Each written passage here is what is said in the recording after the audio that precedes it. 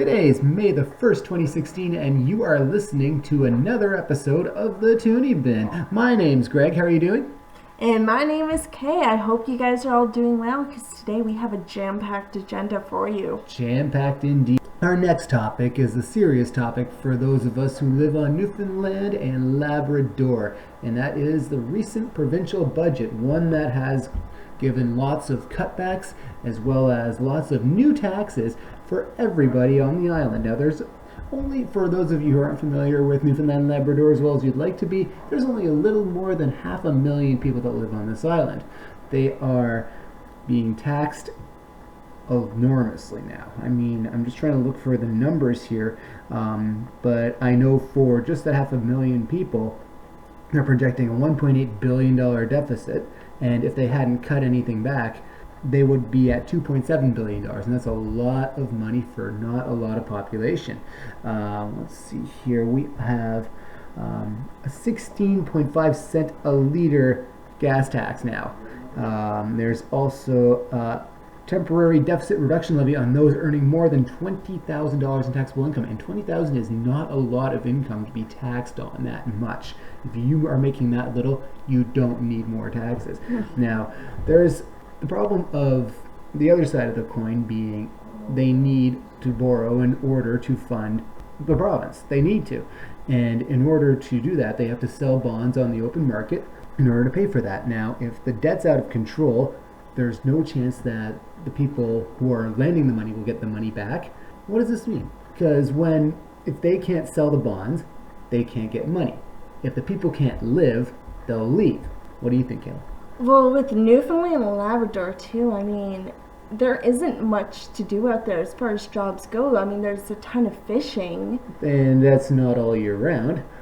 No, and I mean, other than what you would think of your typical minimum wage jobs, what else is there to really do out there? They don't have any big factories like Ontario does. They might, but they'd be primarily resource-based. Exactly. And if the resources aren't worth that much, then what do? You are screwed no matter what. So what would you do if you were in that situation, Kay? What would be one of the things you would think of more? I honestly don't know. I'm very flabbergasted by this.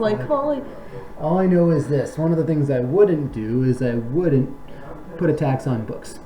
And that's what they've done. They've applied on books. Provincial or harmonized sales tax, I should say. Harmonized sales tax, which by the way went up 2 percentage points to 15%. They're now applying it to books. And Newfoundland and Labrador has a literacy rate of 56% among adults. Not that fantastic. 56% literacy. For level 3 literacy. I don't know exactly what that entails, but I know that it's the lowest rate in the country, and the last thing they should be doing is A, putting a tax on books, and B, closing libraries. 41 libraries. I mean, with this, they're just asking for deeper debt. It's not just deeper debt, it's long term. They need to invest more in the people.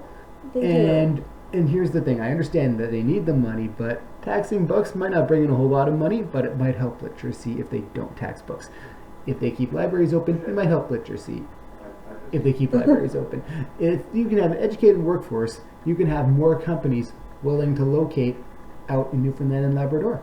And that, to me, is a problem because you can use this as an opportunity to try and get more industry. And here they are cutting it off, and they're ensuring, in part, through these taxes, that you cannot get ahead as a citizen. So what do? You leave. There's plenty of other places to live in Canada. Well, I mean, like here in Ontario, I know tons of family and friends that have lived out there and moved back or came from there and came to Ontario because there's better chance of jobs, there's better chance of making a life than it is out there. But what do we do about it if everybody leaves Newfoundland and Labrador? We're left with a lot of people who will stay behind, but are they going to get access to decent health care? Probably not. Are they going to have any retirement benefits, per se, that they might have been entitled to through provincial pension plans? Probably not. So what do No, you do? I mean, Maritimes itself is pretty iffy as far as jobs go in the first place. Maybe not entirely. I wouldn't say that about everybody there. But it is pretty like seasonal as far as their jobs There's a go. lot of seasonal work there, absolutely. So I mean, like with increasing the tax on the people, no. I mean, in some cases, you can increase taxes on people, yes. Yeah. But you can't tax people who are trying to get ahead.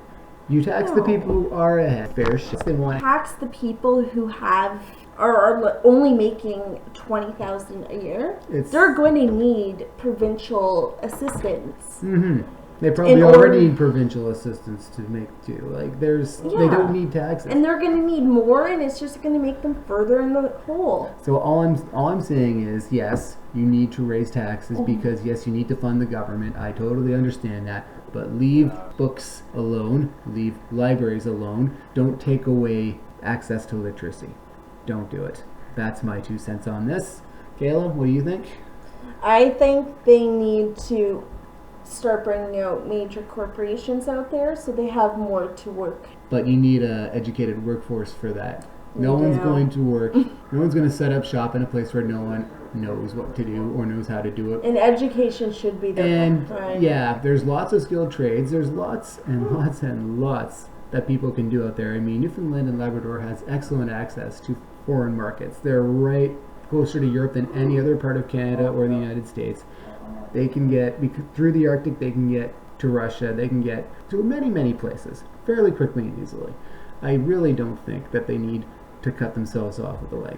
No, they need to invest in their people, and that's where my 2 cents lie. All right, Kay, it's time for a coffee break, and I am sipping my regular coffee. No, put that down. What? Why? What's wrong with this? I mean, it's perfectly good smell. Ow! Why did you pour that on me? Ow. Okay, what's going on? You're going to love this next story. I better love this next story after that. So there's this new coffee trend. Oh, coffee everywhere. Oh, God. It is called rainbow coffee. What? Rainbow coffee? Yeah. Because we didn't have enough coffee on the market. Anyway, rainbow coffee.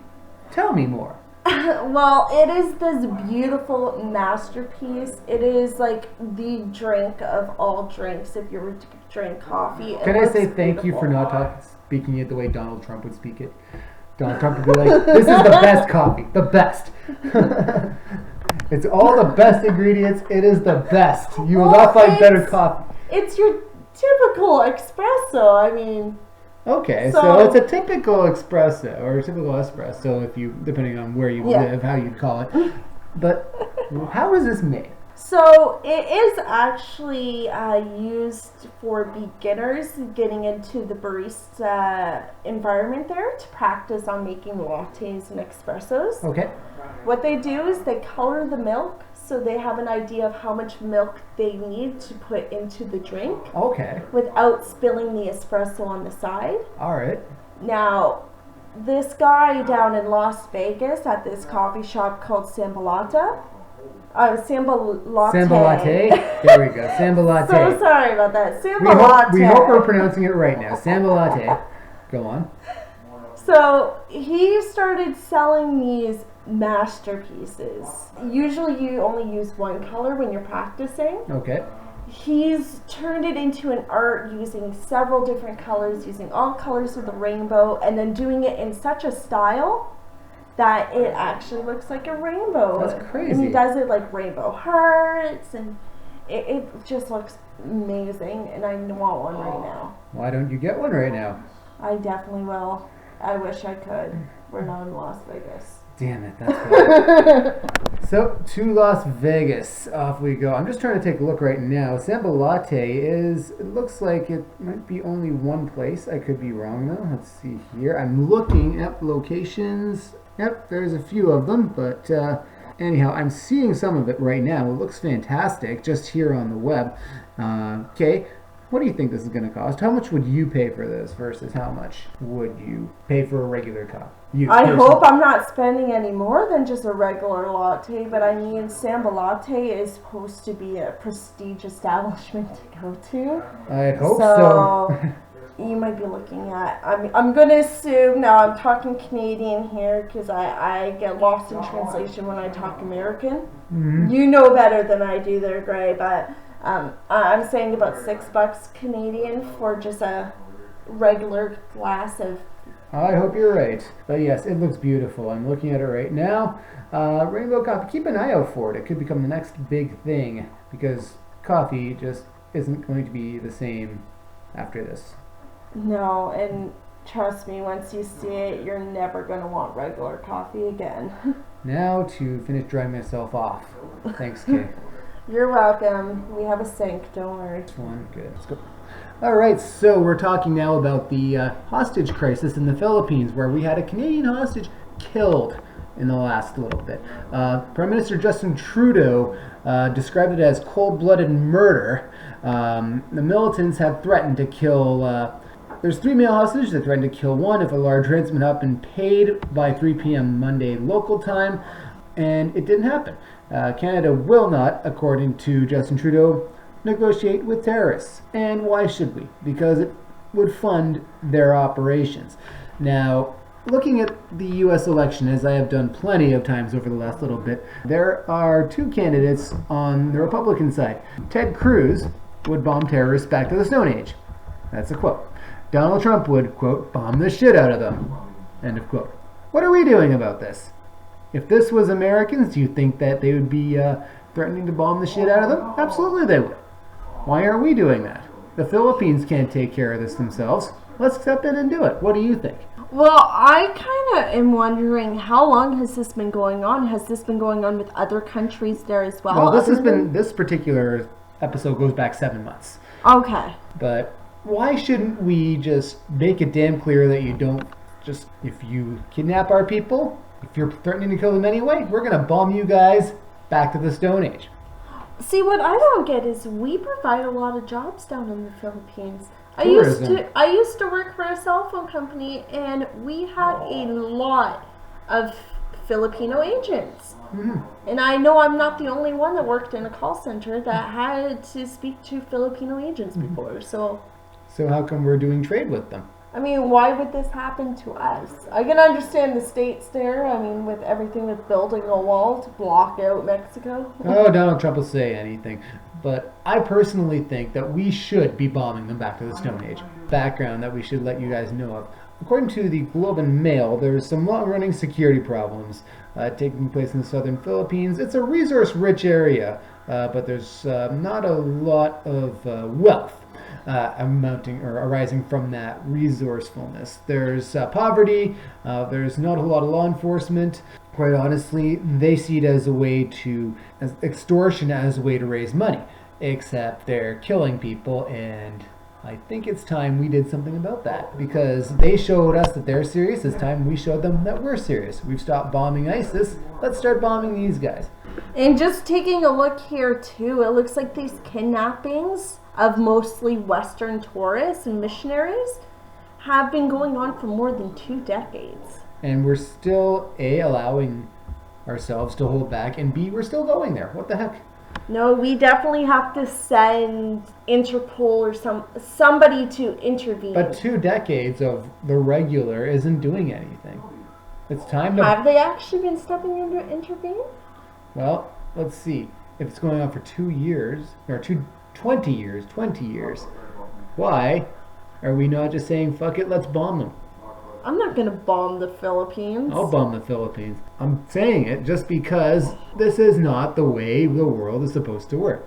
No, a good way to scare them, scare tactics work, is to send in the Interpol team from our RCMP, because they have an Interpol division, send them out there and scare the hell out of them. I still say bomb them, because when you wipe out the entire compound, they know you mean business. Well, where's the compound? Does anybody know? That's traceable. There's the internet. You can trace anything through the internet. There's a way. We need to use it, and we need to take care of this problem once and for all. If we're giving them jobs and we're giving them tourism, they can't bitch about it. Sorry, but they can't.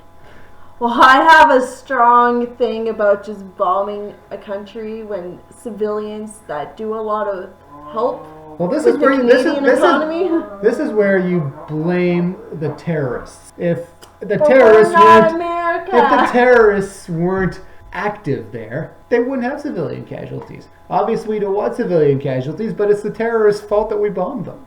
We're not America. I know we're not America, but they We certainly like to take look us at seriously. all of our options, and Yes, I think we like to stand by while our citizens get killed by terrorists. I still think we should send a group of our scariest men down there and scare the freaking crap out of them. Stephen Harper. Yes, let's send Stephen Harper. Stephen Harper, yes, he's scary, but he's not going to accomplish anything. You never know. Just He is pro-military. Just because he goes to the Arctic doesn't mean he can go to the Philippines. But no, Stephen Harper scared us. He'll scare the Filipinos, but he won't take care of the problem. Just increase military forces down there, maybe, and I mean, we're not bombing ISIS. It's tough right to do, now. but it's tough to do, but we do have to make sure that we have partner countries that will help us. Ones with a mutual need for potentially our money that we would pay them to land. U.S. The U.S. doesn't. Well, they do need money, but they like to pretend that they don't. They just print more. They raise the debt ceiling. They do what they have to do. There's always money. Party never ends over there. Well, if you guys have any comments, thoughts? Yeah, just send it. I want to see more people saying, let's bomb them back to the Stone Age. Because really, no one's going to fuck. And we have our Trump supporter right here. I'm not exactly somebody who hates Donald Trump, a person. He's done a lot of good stuff in terms of business and achievements. But what he's doing right now is he's talking a lot of gibberish. This isn't gibberish. This is, let's bomb the bastards. So probably I'll sue her because it would be fun. Wow. Was that Donald Trump? That was Donald Trump.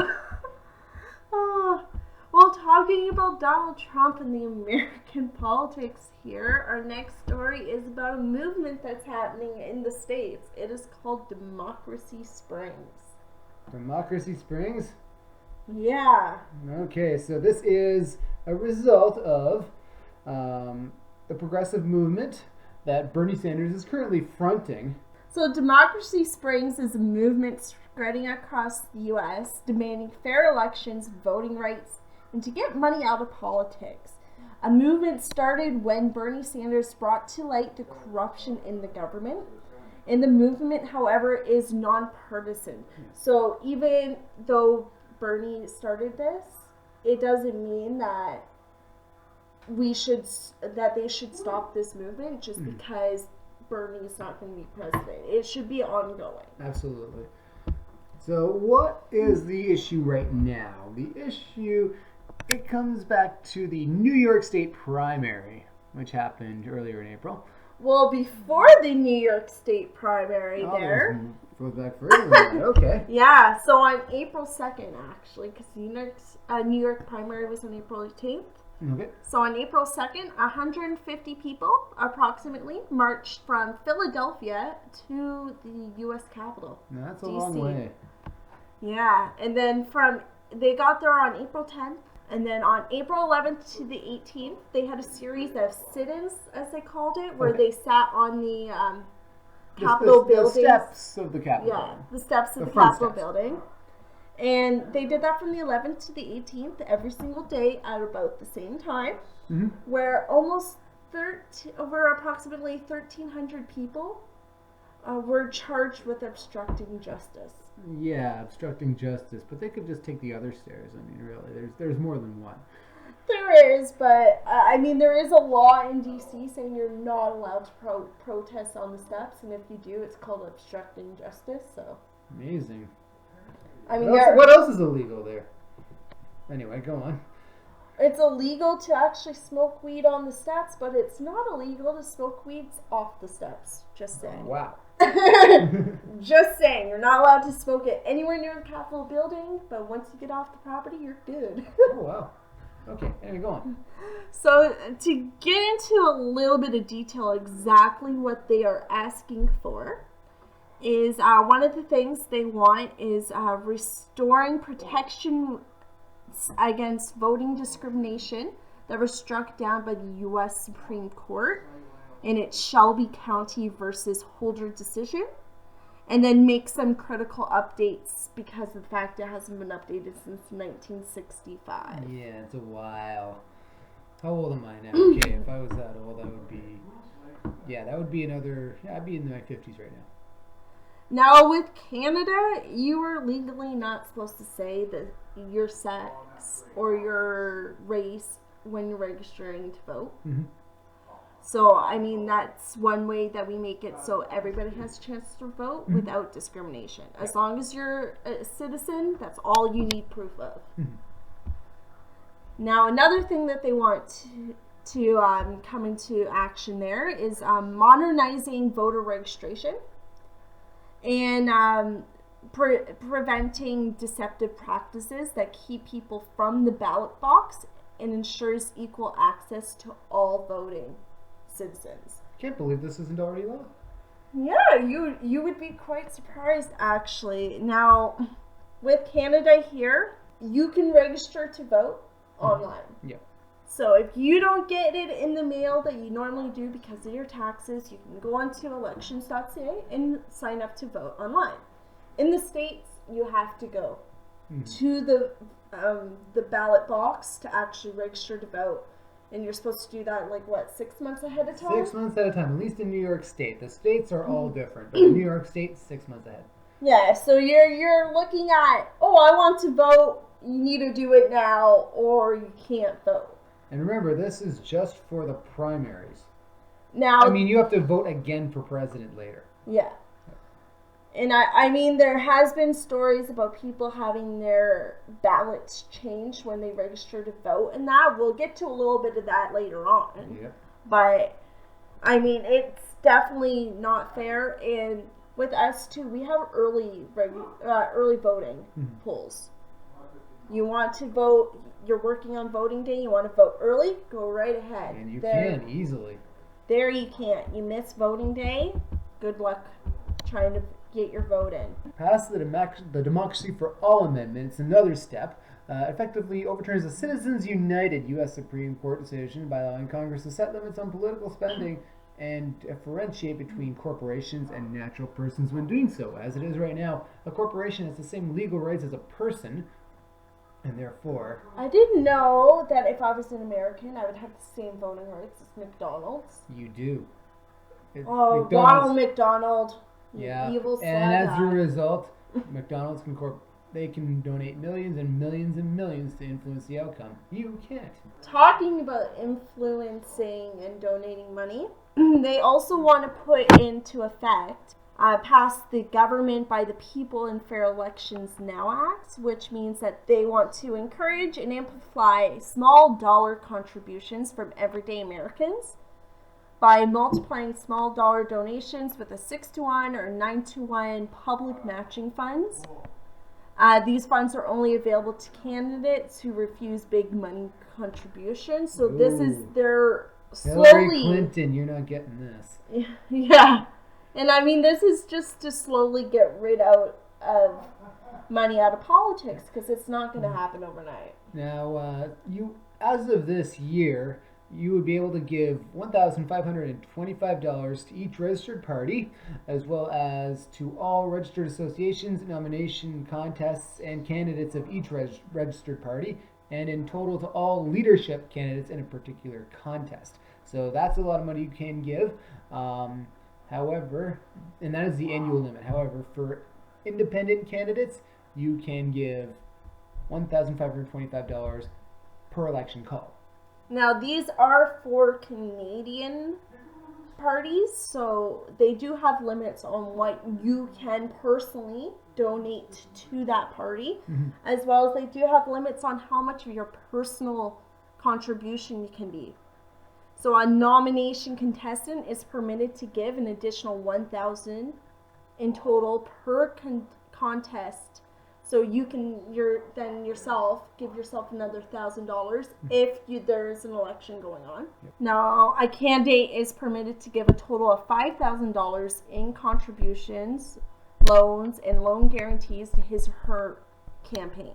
So this is just for the campaign period. And I mean, it goes on into different money amounts that you can donate and when you can actually donate them to. We do have those kind of laws set in place there to make it so you can't just have $1 million going to your federation from one corporation or person, as they're classified in the U.S.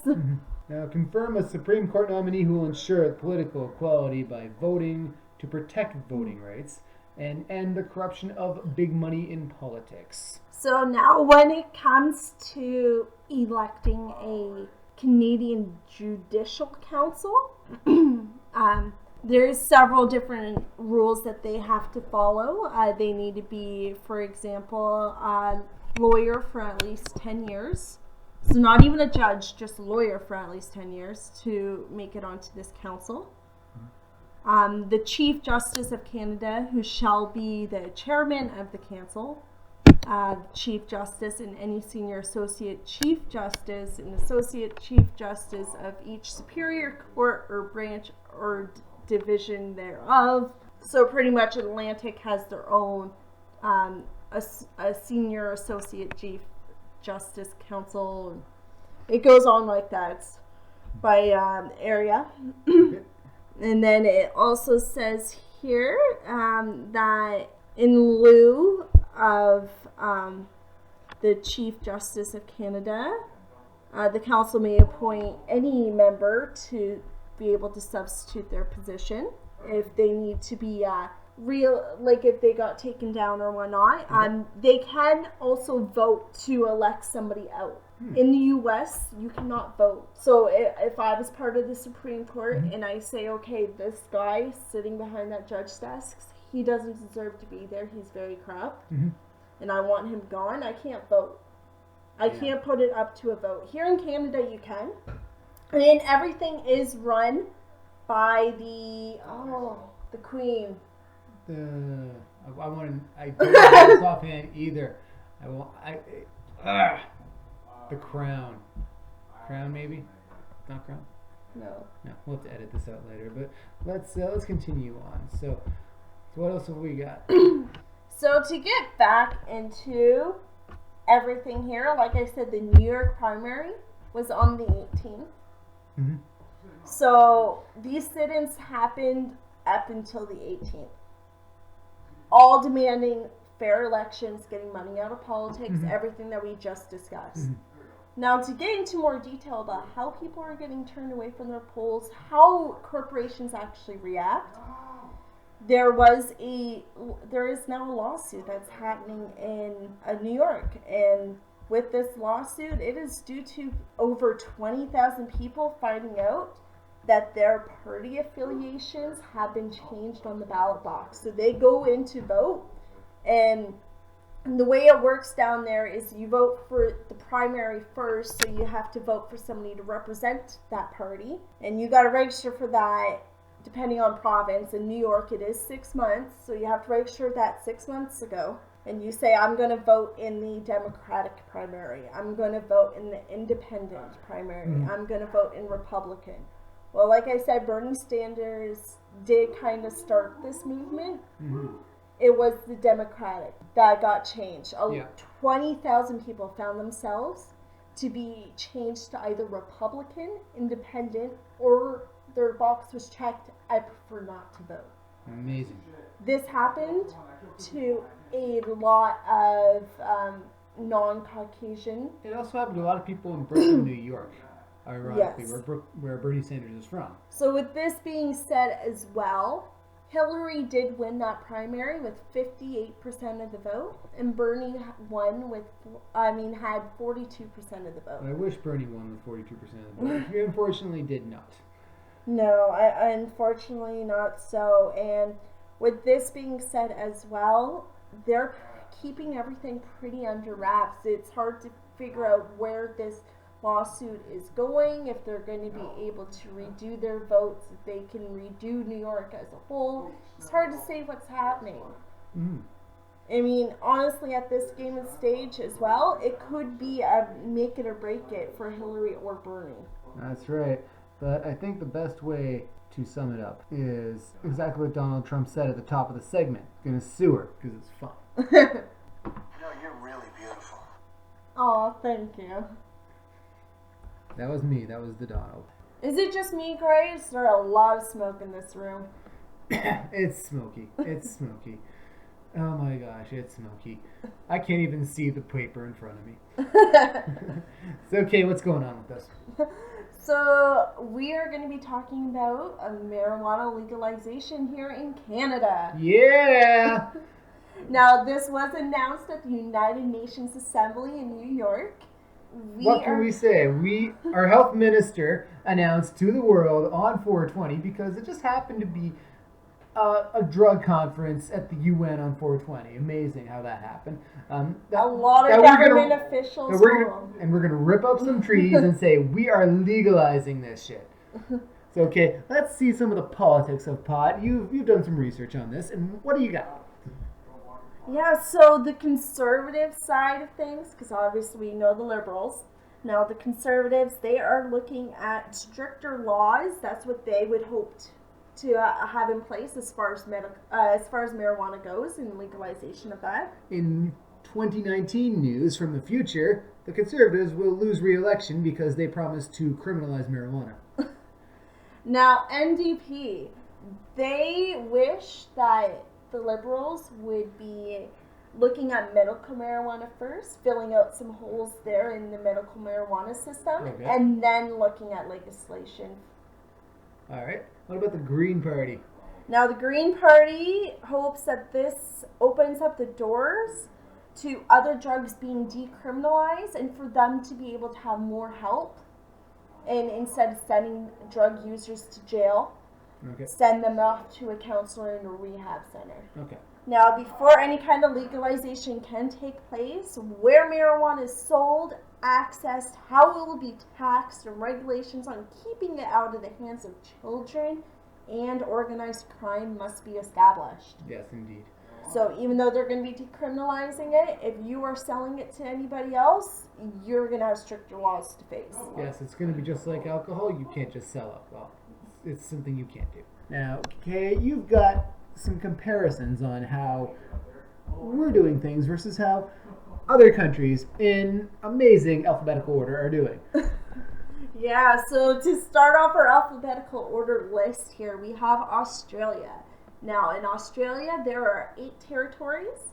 So in Australian Capital Territory, South Australia, and Northern Territory, you can use in small amounts. Whereas in New South Wales, Queensland, Western Australia, Victoria, and Tasmania, it's a criminal offense. Now, in South Australia, you can legally grow one hydroponic plant. Now, in the Australian Capital non-hydroponic plant, sorry. One non-hydroponic plant. So it needs to be grown outside. Outside, yeah. Now, in the Australian Capital Territory, you're actually allowed to grow 2 non-hydroponic plants. That's not bad. And in Northern Territory, you can have, if you have 2 non-hydroponic plants, you can be fined $200 with 28 days to pay rather than face a criminal charge. Exactly. And also here too, there are strict laws on saying that these plants must be grown outside and not inside. And they are looking at education programs, assessment and treatment programs there as well for the territories that have it as a criminal offense. Now Brazil, if you possess any illegal drugs for personal consumption, you get a warning, community service, and you have to go to classes on the effects of drug use. The same measures apply if you are planting this plant or preparing it for consumption. You also can't sell it or transport it. Criminal act is punished with 5 to 15 years in prison and a significant fine as well. Now, Colombia is the polar opposite on this one. So in Colombia, since 1994, you've been able to go there and use up to 22 grams of personal consumption of marijuana. That was since 1994, but in 2016 that changed a little bit. Now you can, the Supreme Court there ruled that if you're caught with a greater amount than that limit, you can't be prosecuted, as long as it's to satisfy your own needs. And sometimes, if you need a lot of it, you can have a lot of it. It's legal to possess up to 20 plants, as long as it's for personal consumption. Yeah, so make sure you're not selling that, guys, down there in Colombia. But you can grow it all. Yeah. Make your own little mini field. France, cultivating, owning, consuming, or selling cannabis is totally prohibited. However, they are going to make medical marijuana derivatives legal. Now in Germany, they have things a little weirdly set up there. So possession of marijuana is illegal, but consumption of marijuana is legal due to the fact that it's seen as self-harm. Who knew? And of course, self-harm is not considered a crime. But to go into this as well, the possession of small amounts is prosecuted, but charges are virtually always dropped. Now, small amount differs from area to area. All right. So yeah, I'm looking at it here, and it says that Berlin, if you're in Berlin, they allow you 15 grams for personal use, but a lot of others on that list. It's up to 6 grams where they won't prosecute. After that, they will, but up to 6, you're good. Yeah, and to get into a little bit of this more here, in January of 2015, so just last year, 382 patients have been able to obtain permission for medical marijuana. Now, furthermore, to add on top of this, if you are a pharmacy looking at providing patients with medical marijuana, you need to go through a lengthy process to get yourself a permit in order to be able to sell it. Okay. All right. So now let's talk about Canada again. Are we on the right track? Do you think we're doing this right? Do you think we're doing it too quick?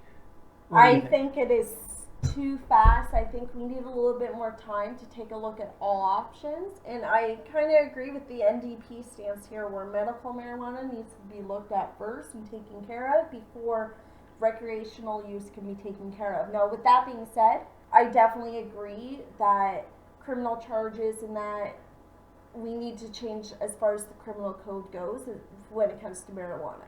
That needs to happen now. Yeah, my stance is that as well. There's no point in telling people the legislation will be ready in a year and then expecting them to follow the law. It's not going to happen, because by the time it's before the courts, well, the new legislation is going to be in effect. So you might as well have just done it already. I can tell you that. But I think that it happens enough as it is that we're ready for this to happen now. I still think we need to wait a little bit, but that's okay. We're allowed to have our own different opinions on this. Absolutely. And to all you listeners, if you feel like messaging us your opinions, then feel free. Got a comment box down below. Yep, absolutely.